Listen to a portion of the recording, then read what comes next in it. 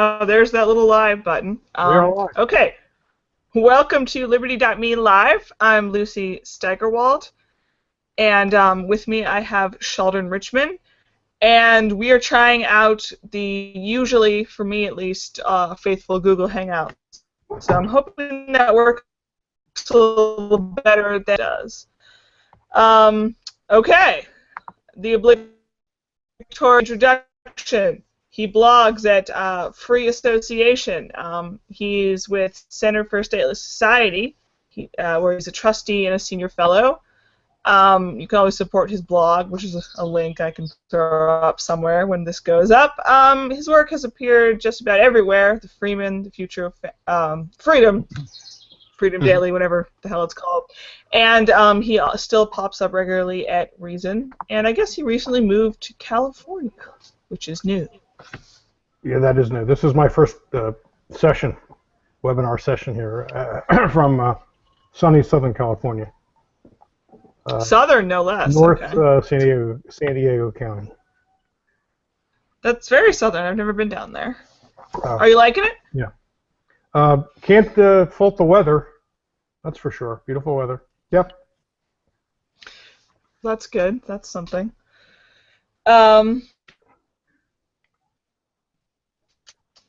We've had Memorial Day. We've had lots of stuff about spying. Maybe you tell me where you want to start, and we can get a little conversation going. Okay. Yeah, it was suggested that we try to cover two things. Memorial Day, because I blog on that every year. I, in my own modest way, tried to rename Memorial Day Revisionist History Day to encourage people to read not the standard versions, the government-sanctioned narratives about the various wars the U.S. has fought in, including up to the current ones. And so every year I put on my blog a list of recommended revisionist readings, which changes over time. I add to it now and then. And also I put in a big plug for a movie I like a lot, my favorite anti-war movie, which is The Americanization of Emily, which is a good one. 1964 movie. Glad to hear you know it. I'm not surprised that you know it. 1964 movie with big stars: James Garner, Julie Andrews, James Coburn. A lot of big stars. Melvin Douglas. Of course, those names may not mean so much to younger set, but believe me, they were big stars in their time.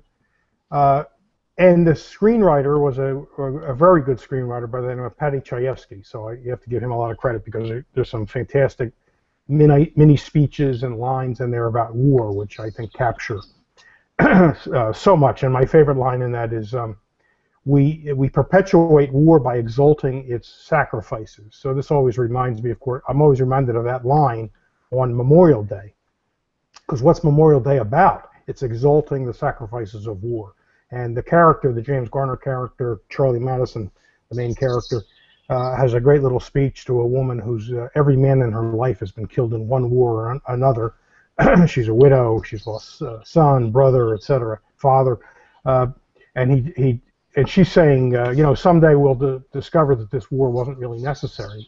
And he says, I don't really care what books generals are going to write, or ministers, meaning ministers of various government departments, or what they're going to write. It's always the most vicious ones who say that war is hell. He says they're not really responsible for wars.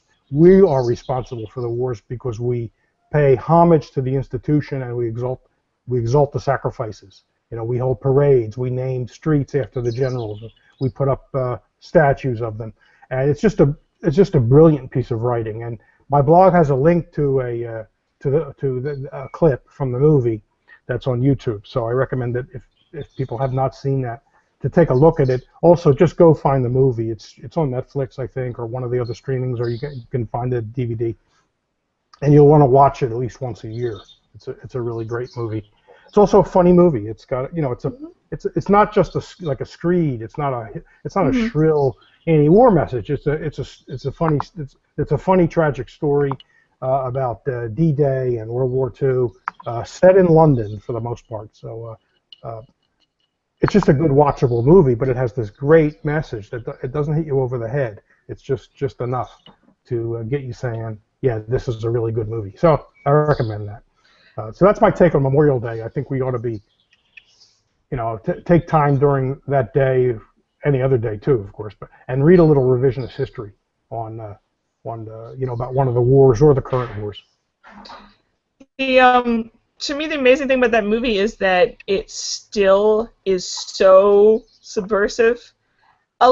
Yeah. Plenty of things I love. I don't think that should be a pejorative, but plenty of once bold messages are now kind of quaint. People can't even say the sentiments that are in the war widows, and the people who put up statues are actually doing something.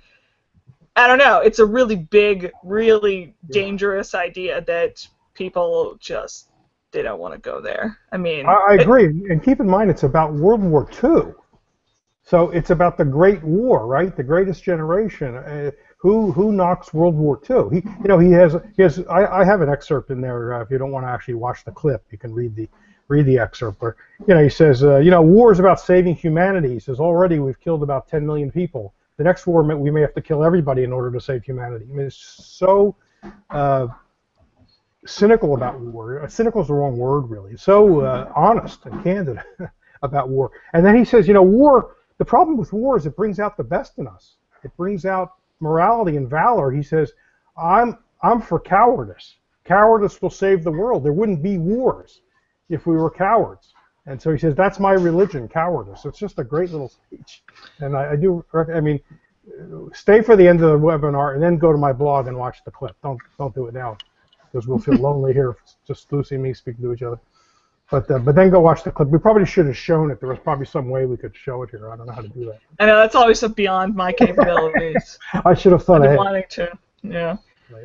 Anyway, that's all I'll say about Memorial Day, unless you or anybody wants to, in the chat window, say anything. Well, I mean, do we have a chat window? Oh, I didn't know I was breaking it. I mean, I don't even know we have viewers. I'm usually in charge of Hangouts, so I'm a little lost because Liberty.me en masse is in charge of it, and I'm not. Oh. Do we have viewers? Let me see. I'm typing. Is anyone there? Let's see if I get an answer. It's probably just us. I'm tempted to take that on a. There's a big tangent to go on in terms of Memorial Day appropriate films and stuff. I'm very tempted to go that way, but if you prefer, we can move on to the real world, unfortunately, and sure, we can.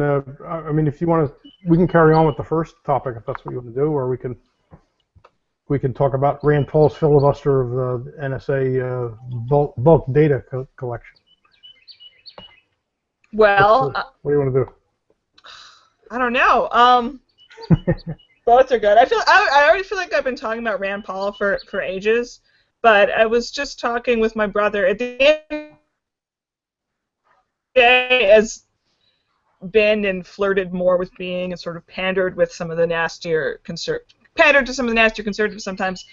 When you realize everybody else who's running, he is still significantly better. Like, I don't want to be optimistic. I trust him by any means, but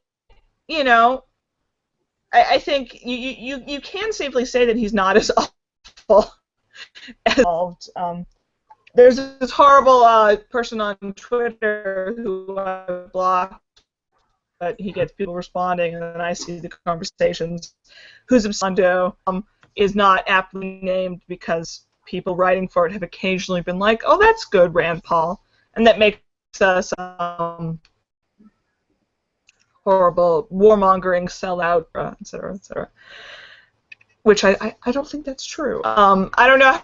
No. I agree. The general objection to politicians of all stripes on all principles is one that I think we probably share, but in the world that we unfortunately live in, what do you think about Rand Paul lately? Well, I think distinctions can be made and ought to be made. I've been critical of him because his message has been so muddled. I mean, there are times where I thought he was really on the verge of being the kind of candidate that I wanted to see on foreign policy. But then, he seemed confrontational about Russia and over Ukraine, and I think he supported the airstrikes against ISIS in Syria and Iraq. And so I thought it's about the same time that Justin, I think, bailed on him, he wasn't going to be that person. Now, of course, he did have that filibuster about the drones. That was earlier on, and I was happy that he was doing that. That was a little bit, I thought, muddled, not quite as clear as it could be, but it was, it was something. And then this latest effort where he's vowed to filibuster any bill in the Senate that would just simply reauthorize the bulk data collection or just the current language of the Patriot Act, what is it, 215, Section 215, although that's been struck down by the court, by an appeals court, or not struck down. The program's been struck down as exceeding the language of 215. So the court did not rule in the constitutionality of 215 itself, or even of the bulk data collection program. It simply said there's no authority in the law to do that. That doesn't stop Congress from going ahead and coming up with a new 215 that does satisfy the court. So I'm glad he held his filibuster, although I realize there's dispute over whether it was a true filibuster. I don't quite understand the Senate rules well enough to know. Yeah, to understand that part of it. But he did delay things, and so far so good, because time is on our side, right? The authorization 215 expires June 1st, right? I guess midnight June 1st. On Saturday, McConnell, who in the Senate, he's now at odds with his own fellow state senator, Paul. McConnell had his own bill, a so-called clean bill, which would let the NSA continue to do what it's doing for 5 years or something, 2 years, 5 years. That couldn't get the votes, so Rand Paul had something to do with that. And then even the House what's it called, U.S. Freedom Act, which somewhat reformed, and I think in a weak way, not really a big change, reformed the NSA program. That couldn't get 60 votes in the Senate. So far, nothing can get through the Senate, and the clock is running, and on June 1st, that authority ends, and now the Obama administration is in the process of dismantling the program. Well, so they say. So, anyway, that's usually moving things down the hall. Yeah. To the other room, next to the NSA room, probably. Well, yeah, that's right. I can't tell you what's really going on. That's what they say is happening. So far, so good. Now McConnell's going to bring them back next Sunday night? Yeah, which is the night before the expiration. So we'll see what happens, but keeping the fingers crossed. I mean, I'm not sure what good there is in critiquing, something like that, which, we should acknowledge that there's this spying apparatus that includes the DEA and includes, CIA is doing whatever the hell it does, and the smallness of certain victories, we should acknowledge that and be terribly cynical, but I don't really get this purity of principle that's so pure that you don't even acknowledge that politics exists. It's damned unfortunate that it exists, but it does, No matter how principled we are, it's not actually going to disappear just because of us, Right. No, I agree with that. I tried to suggest that. I did a piece Friday that was on Reason, I guess on Sunday, about Magna Carta, and then I tried to relate that to current libertarian strategy, thinking about current libertarian strategy, and I actually got into that. I don't claim to have any great insights on strategy.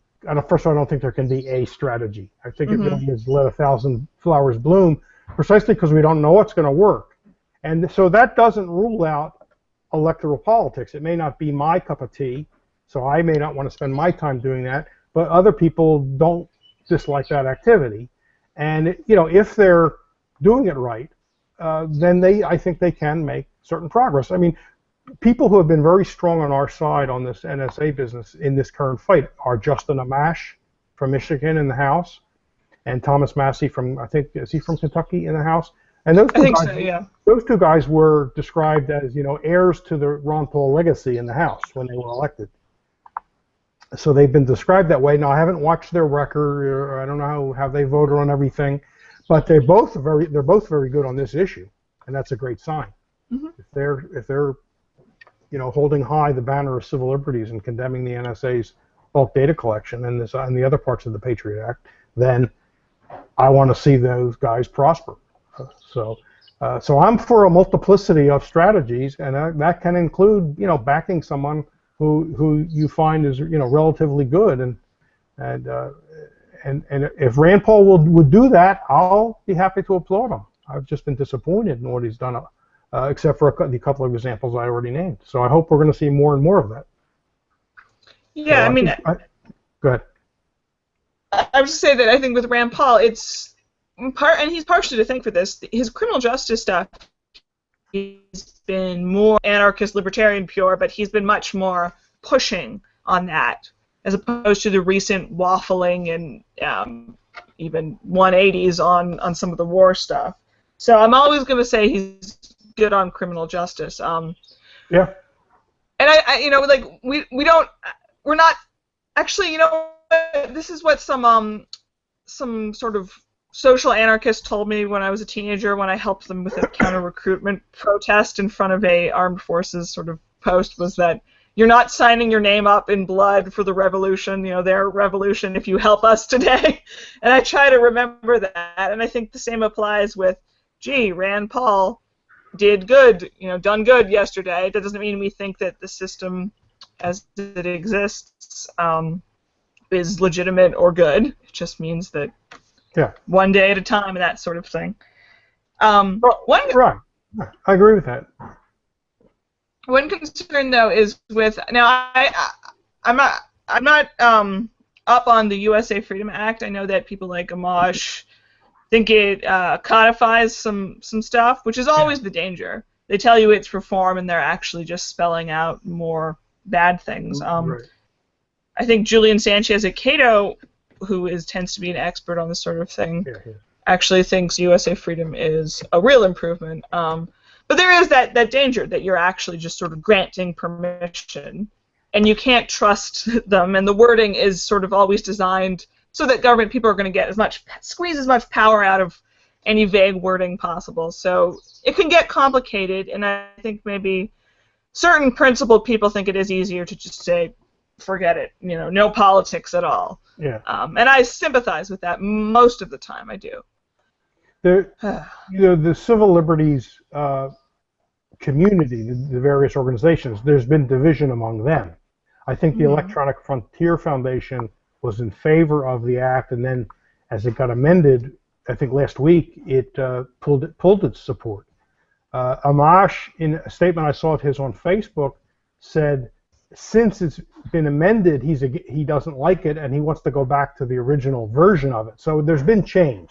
That's a problem with following this. I've had difficulty. There's so many moving parts. You try to write something, and tomorrow it'll be obsolete. So, I did manage to write something. I tried to make it general enough that it couldn't be quickly, dated within a couple of hours. So I can see where there'd be disagreement. Marcy Wheeler, who watches this stuff very closely, she's on Scott Horton's show a lot, and she's got that blog that follows this stuff, Empty Wheel, and she reads all this stuff, which is something I'm not able to do. She finds a few good things in it, but a lot of bad stuff in it too. So I'm not sure where she comes out on net, whether she says it ought to pass or not, but she can find, this provision, is an improvement, this provision is not. So it's really mixed, and that is a reason I think a lot of us throw up our hands when it comes to politics, because it can be so mixed. I mean, a bill can have so many provisions, and one provision in isolation, you may say, well, sure, that's an improvement, except there's 100 others on the other side that you say are backwards moves. So, or if it's 50-50, what do you do? Are you in favor of it or not in favor of it? That's the problem, and I can see why people, like you say, people just throw their hands up and say, I want nothing to do with it. And we still want nothing to do with it. We just, it's out there. Right, but we can applaud or withhold our applause from different things, and I don't think there's anything wrong with that. If they were to strike down the whole Patriot Act, or let these two provisions, I think it's two that are coming up for, or some being sunsetted, If they disappeared, I'll vote. I'll give 3 cheers for the expiration of those the two provisions. I forget what the second one is actually now. I have to go back and Yeah, look. yeah, the number I'm blanking on too, because there's been so much talk of 215 lately. Yeah, that's good.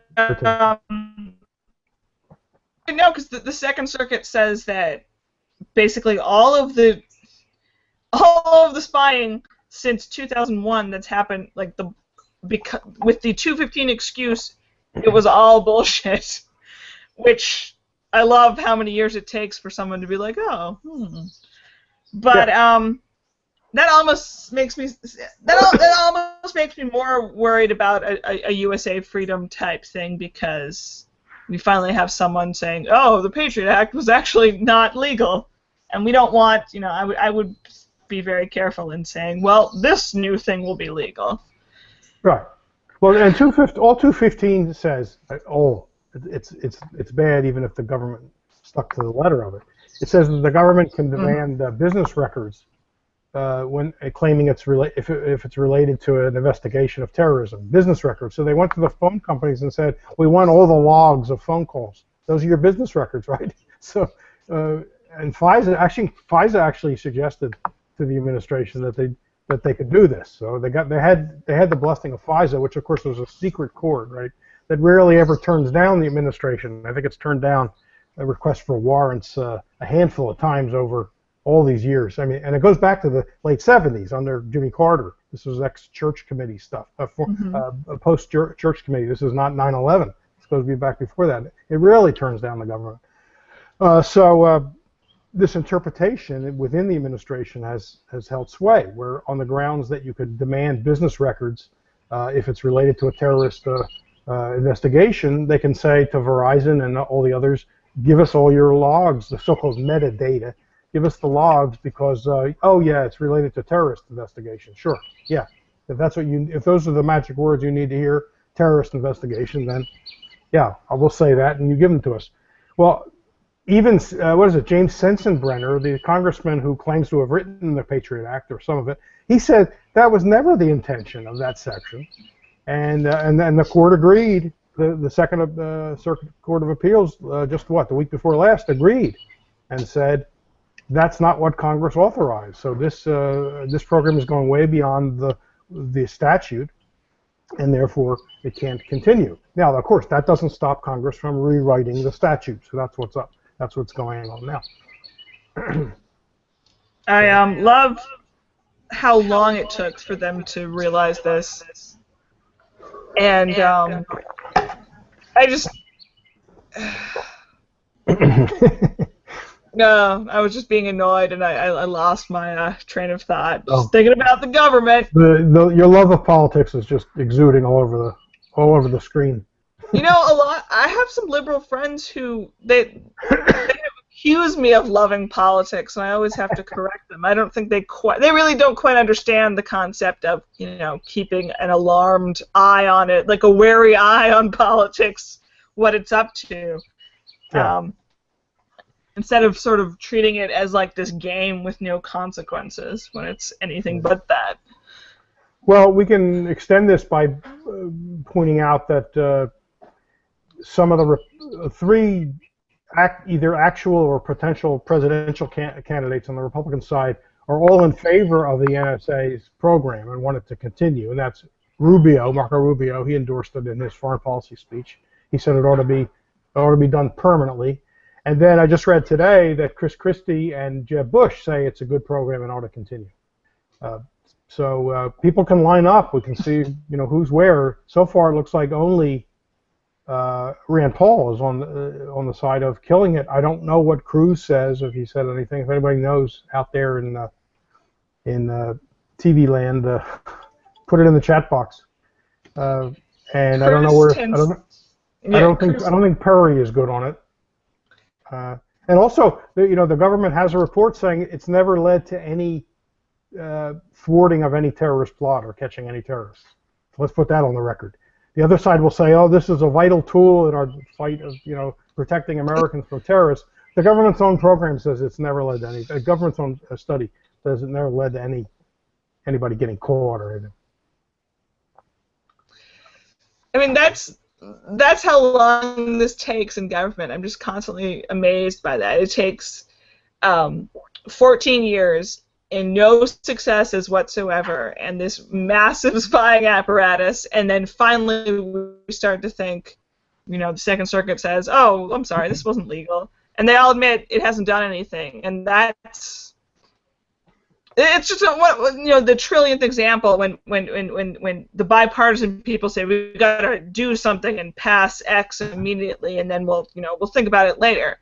And the consequences of any kind of, you have no idea what they're going to be and how hard it's going to be to get rid of it. And that's one of the many very simple things that I wish that the statists down the block actually understood, is that these things don't go away. They never go away. Right. And the other thing to say, and I think Christie or Jeb Bush said this, is that nobody's civil liberties have been violated by this bulk collection. Well, first of all, we don't know. We don't know exactly. I mean, in one sense we don't know. In the other sense we do know. If they're just simply scooping up everybody's data, that is a violation of civil liberties. Period. I don't know what they mean. They mean some special violation and somebody's been arrested. But why do we have to wait for an actual individual victim, some egregious case? I mean, why isn't it enough that without a warrant and without probable cause or any of those old principles we claim to honor, they're able to hoover up all the data about who, what numbers we call, what date, how long the call was, all that stuff, which they call metadata, not the content. So they say. They may be lying about that too. I mean, don't forget, Clapper lied that they were doing the metadata. Remember the famous moment in front of I bet they're lying sometimes. Well, he out and out lied, and then said, "Well, it was the least untruthful answer I could give to say no, when I said no, we're not we're not scooping up everybody's data." I mean, the guy committed perjury in Congress in front of the whole country. He still has his job, and why should we believe anything else they say? So, we actually have a question on Memorial Day. So let's jump back to Memorial Day, from Scott McRae. Are you seeing the questions, Lucy? I see it, yeah. Going back to the Memorial Day topic, I engaged with someone about the issue who was very pro-military, and he basically said, with the rise of ISIS, we need a strong military in the Middle East. Thoughts? It's the strong military in the Middle East that gave us ISIS. There'd be no ISIS without the invasion of Iraq, the overthrow of the Saddam Hussein government. There was no Al-Qaeda in Iraq until that government, Saddam's government, was overthrown. ISIS grows out of Al-Qaeda in Iraq. So you don't have it. I'm no fan of Saddam Hussein, but he was no fan of Al-Qaeda types. And so he wasn't going to let them run rampant. The Bush administration tried awful hard to get evidence that 9/11 was that Saddam Hussein had something to do with 9/11, that Mohammed Atta was trained and the guys were trained in Iraq. He could never do it. They tortured people to say it, and they couldn't get the evidence. And yet they led the American people to believe that was the case. There was this meeting that happened in Prague, which really never happened, between an Iraqi official and Mohammed Atta, was one of the hijackers. So it was a lie. They knew it was a lie. They had zero evidence for it, and yet they wanted the American people to believe it. And Americans, I think, still believe it to a large extent. And it was part of the way they built support for the invasion and occupation of Iraq. There would be no ISIS. There'd also be no ISIS, certainly as widespread, if they hadn't basically declared war on Assad in 2011. The Obama administration, including Hillary Clinton, declared Assad must go. He has this is in Syria, has lost all legitimacy. Well, once you do that, once the United States does that, that emboldened all the Al-Qaeda types to go now to Syria and take over there, figuring Assad's days are numbered if the U.S. has now said he's got to go.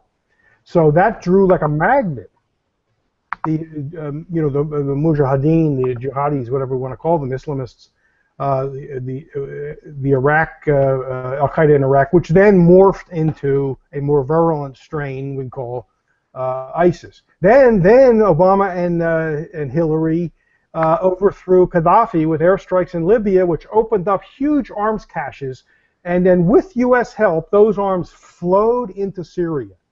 thinking, oh, they're going to go to the moderates, right? They're always going to say the CIA is always going to vet the recipients of the weapons, and they're only going to go to the Thomas Jeffersons who are running around there trying to stage a replica of the American Revolution. Well, it doesn't quite work out that way. Obama even once called that idea that there were moderates a fantasy, and Hillary once said in 2011, she said there's nobody to aid because there's no moderates, and yet the U.S. in effect has done everything to help build up this thing we call ISIS. And now look, in Syria, every time it goes against Assad, it's helping ISIS and the Al Qaeda affiliate, the Nusra Front, Jabhat al-Nusra. So the idea that we need a strong military to stop ISIS, just misses the whole history of what happened there in the last 4 years. Well, missing history is the specialty of very pro-military people, honestly. I mean, I end up in this hole, or this circular thing where they don't believe history. They don't believe that intervention has consequences. Mm-hmm. I don't even know where to begin to speak to these people. I haven't read an article yet. There was something on Vox, which admittedly is very mockable a lot of the time, but conservatives love this. And I saw on Twitter they were making fun of, someone had written on Memorial Day that we needed a holiday devoted to people who try to stop wars.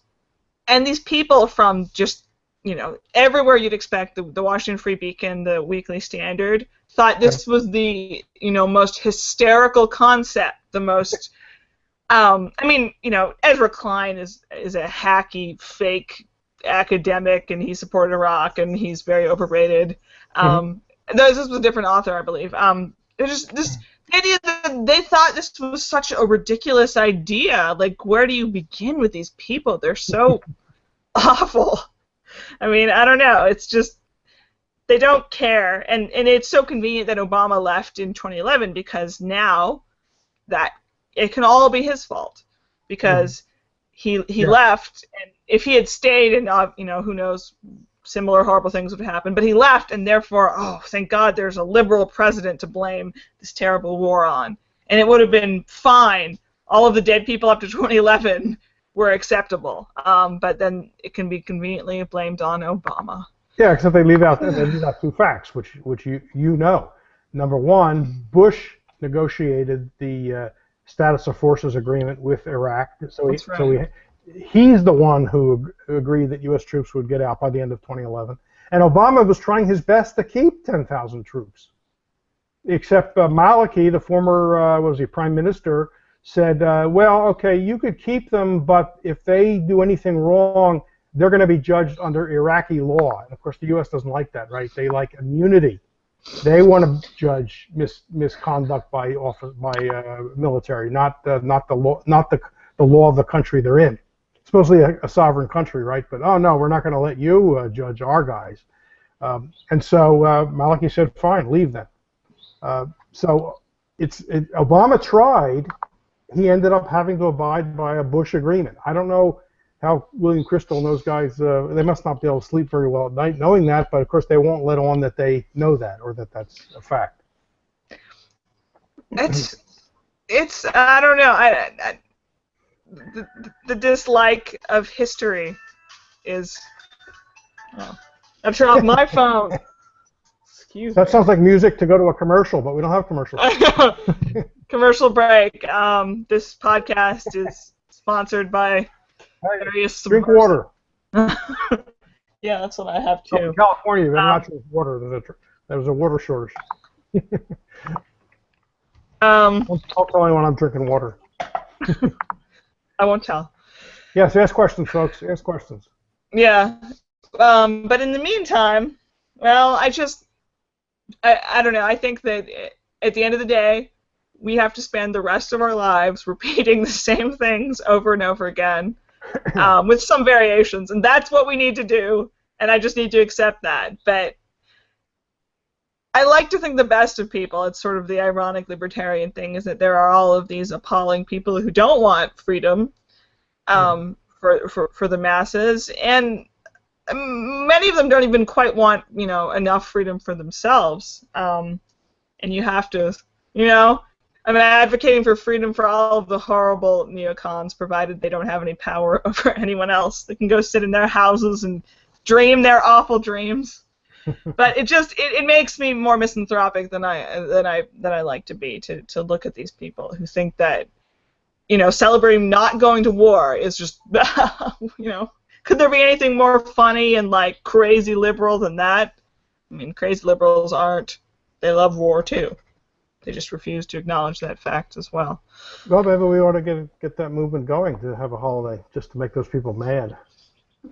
There's been a lot of bad revisionist history in Iraq. I think one great example last week is from, what's his name, New York Times columnist who's writing about character these days. Oh, David Brooks, about how, he was for the war, of course, and said, someday history will judge those who showed good judgment about the war, meaning were for the war, and those who showed bad judgment.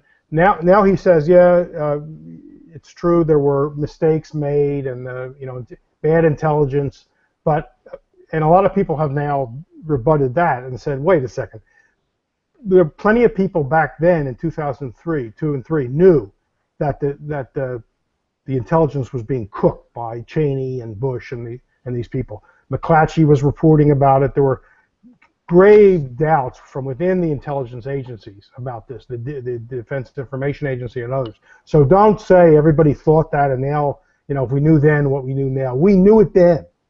And so, they're trying to rewrite history now to make themselves look better. Of course. The Brookses of the world. But luckily, you can find plenty of stuff on anywar.com which rebuts them, shows they're wrong. I got really uncharitable towards people who, there was this very particular type of column. Ezra Klein, as previously mentioned, wrote the perfect archetype of, self-flagellation. I was so wrong about that. How could I have been, I'm so sorry. And I'm glad the people who do wake up, even if it takes a fucking decade. Mm-hmm. But it was, and the same with asking all these politicians if they would have gone to Iraq or not. It's still important. I don't want to act the way so many people do, that it's in the far past, but I want them to take the lesson, not just the conceit towards having the necessary knowledge to overthrow a country and put it back together just so that is impossible. I want somebody to say that, and they never will, but they need to. I agree. Scott McRae has another question, which is a good subject. It would take much more time than we have, but we can get into it. I know this is a complex question, he says, with many different possible answers, but what do you see as the reason the administration's conservative and liberal, he's corrected, conservative and liberal, want war in the Middle East? Or why are they meddling in the Middle East? And I think you're right. There are a lot of answers. I think oil is one answer. Not so much that the U.S. needs it. Of course, this policy all began when the U.S. was, using much more Middle East oil than it does today. Today, the oil from the Middle East that the U.S. uses is a small percentage. I forget what it is, but it's a shrinking percentage of what we use because so much is now being produced in the U.S. But even with that being the case, the U.S. still wants to be the dominant power there because we don't want China or Russia or somebody else controlling it. So we have a reason to be to dominate. You know what I mean when I say we. The power elite wants to be the dominant presence, even if the U.S. itself doesn't need to rely on that oil. So that's one reason. You have a concern about Iran being a major player. The U.S. has, done a great deal over the years to either have Iran be a very friendly client state, like it was under the Shah, or be a pariah. And there's no third position as far as the power elite goes. In 1953, the U.S. government overthrew a democratic government, left-of-center democratic government in Iran, and restored the power of the Shah, who then ruled for about a quarter of a century. Brutally, secret police, torture, stuff like that. He was very close to the U.S., the Shah. He was very close to Israel. The U.S. and Israel trained his secret police and armed him, helped him start the nuclear power industry that the U.S. now makes such a big deal over. It was begun with U.S. help by the Shah. They don't want an independent Iran being, a major player in the Middle East, which is ridiculous. It's a huge country. As long as the state system exists, right, and until libertarians get their way, but as long as states exist under the Westphalian system, Iran is going to be a player. There's just no, and for the U.S., it's futile and stupid for the U.S. to lumber in there and act like it's going to stop Iran from being a major presence in the Middle East. Come on, get real. It's 3 times the size of population of Iraq. What is it, double the land mass or more? I forget exactly. And we have it surrounded by bases. You've all seen that map, right, about how dare Iran put its country near all of our bases. It's a great map. Go look at that. Where it's surrounded by all kinds of installations and things. And then we act like somehow they're bothering us. I mean, come on. And we have to mention Israel in this context. Israel doesn't want Iran as a rival for U.S. affections. They don't want relations warming up. I think they use Iran, Netanyahu especially, and his party use Iran, but it's true, I think, across the board, use Iran as a distraction from what Israel is doing to the Palestinians. They have no interest in negotiating with the Palestinians or coming to an accommodation.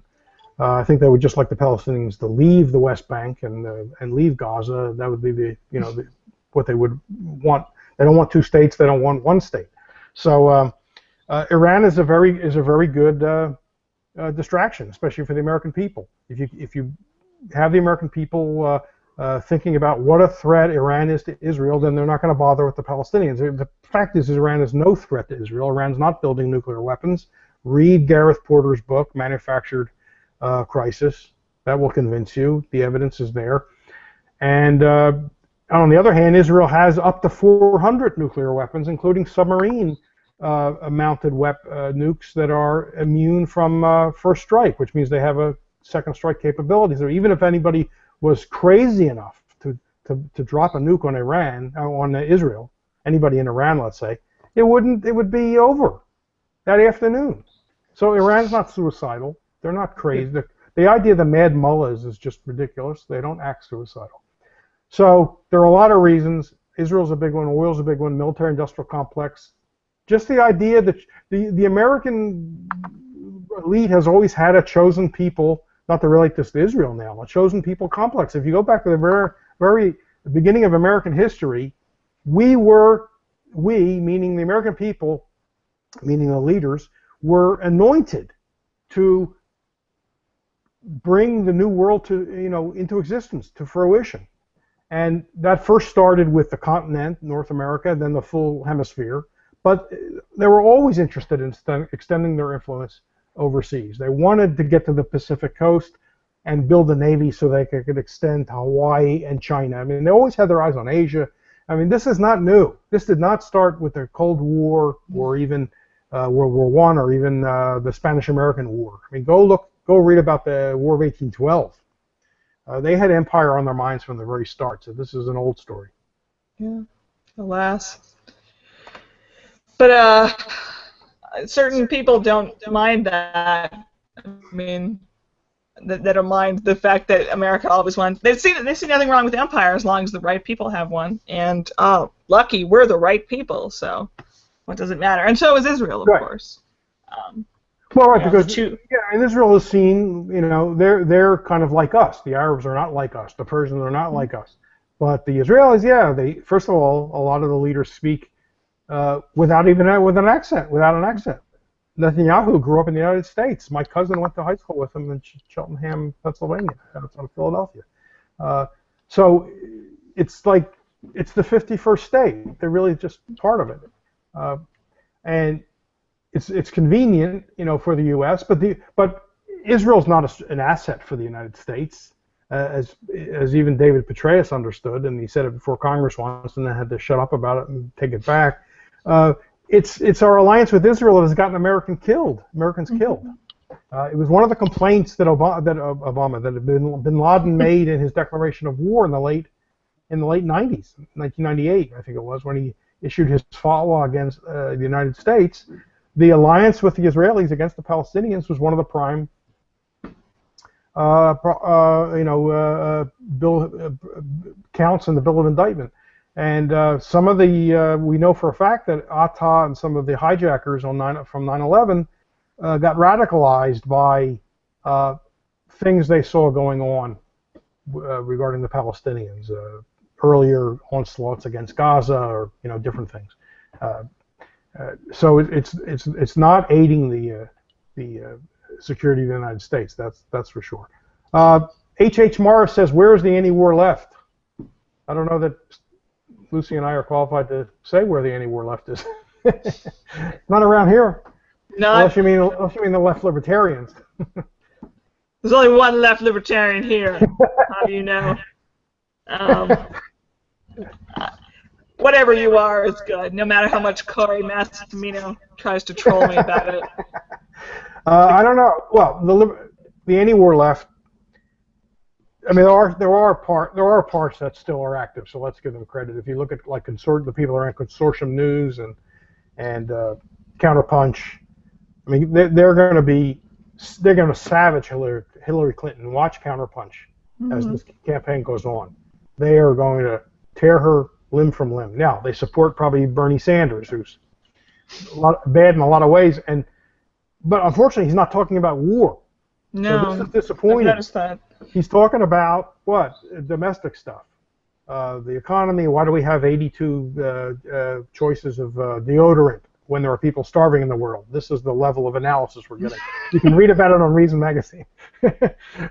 He's not talking about the NSA. Why are they not talking? Why does the left talk about Citizens United but not the NSA? I don't get that. They're such a big distraction, and I think it's actually probably fueled to take our minds off things like the NSA. Anyway, it's frustrating. Yeah, I mean, there are people who stuck around, even like people like Code Pink, for example, who are criticizable in certain ways, and unfortunately have that certain type of leftist tendency to be a little chummy with bad people in other countries if they happen to stand up against the U.S. and some awful habits like that. But for all of that sort of flaw, which is a very liberal type of flaw, they have there are people like that who have never wavered and have never acted like, just killing a couple people with drones is okay. I mean, they know it's not, and that's something, and they should always get points for that. I do think, honestly, that historically, for some mysterious reason, Democrat presidents get a lot nicer of a legacy. War presidents, and especially war Democrat presidents, I don't think there's some grand conspiracy, but I just think it tends to turn out that way. Mm-hmm. But in terms of the initial rather large and also international movement against Iraq, I mean, that was a movement against an imminent ground war, a true invasion of a country, and I think the sort of double-edged, part of the fact that that's gone away is Obama. Part is that just time. The dangerous thing about drones is that they are an improvement. There's less of a body count, and they're this subtle thing giving various Pakistanis psychological trauma. And they can just be there forever. It's the really scary thing about them is that we can, sustain a hideous invasion and occupation for a decade or so, but we tend to get pretty tired. Drones are so cheap and so easy, and they're already in places we're not at war with. So, and they don't provoke the same type of mass. Like this is big, and I don't know why exactly, but that's more things to worry about, I think. I agree. No, Americans are more concerned when Americans are at risk. And remember, Bush wouldn't let the press show draped, covered coffins coming back from Afghanistan and Iraq. Remember, for the longest time, they wouldn't do that. They don't want Americans seeing that. Well, the drones, you don't have that. There's nobody in those things. They're sitting back in Nevada, the guys and women working the consoles like a video game.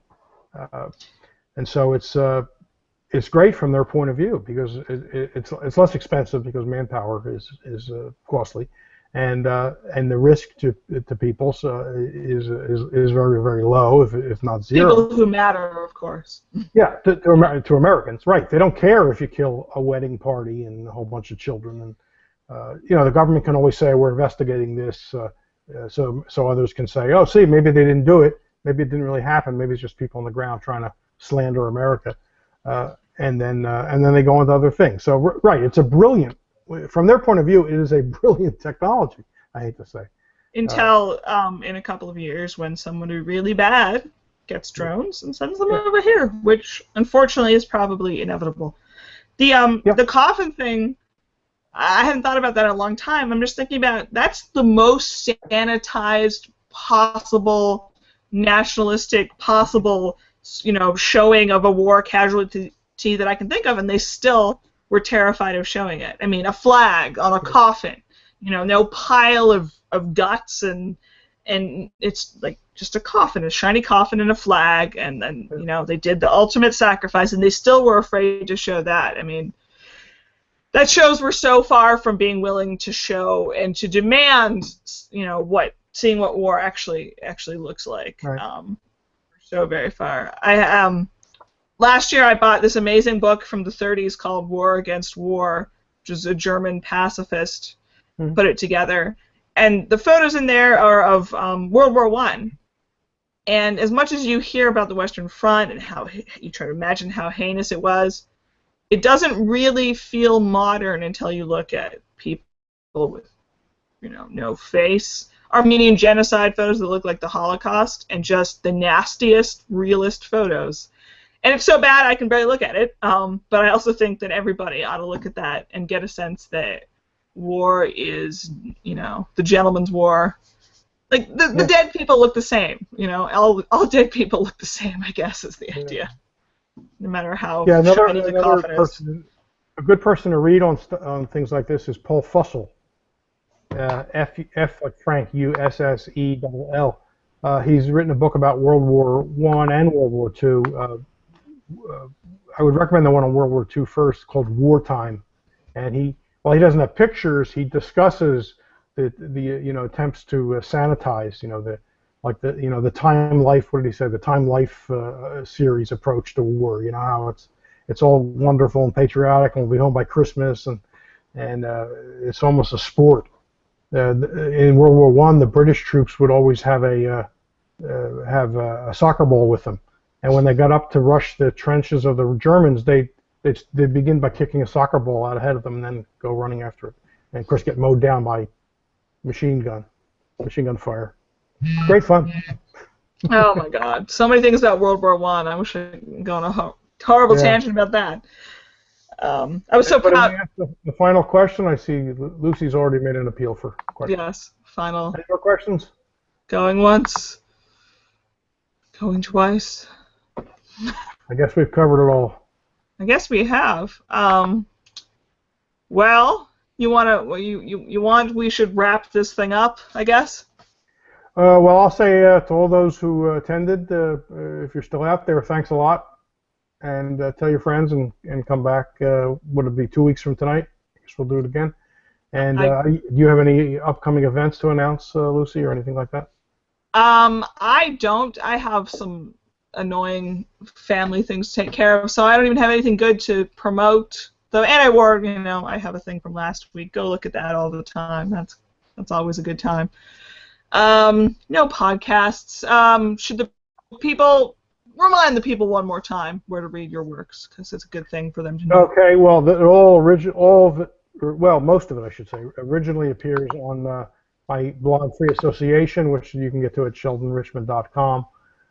It is all picked up by Reason, so you can find it there, and also occasionally, when it's specifically on war issues, it'll be at Any War. I do write about domestic things, which don't get on Any War, obviously. But thank you, Scott. So that's the best bet. Would be my blog, but you'll find it other places. I'm also on Facebook, and I always put the links up there. So please look for it. All right. Thank you, Lucy. Always a pleasure. Sounds good. I'm glad this Google Hangout works a little better, I think, than the Spreecast, and this was a Agree. good. Thinking about horrible things is always a good distraction from things in my life. That's just how I roll. Okay. Well, thank you, Sheldon, for chatting. Thanks, people who asked questions.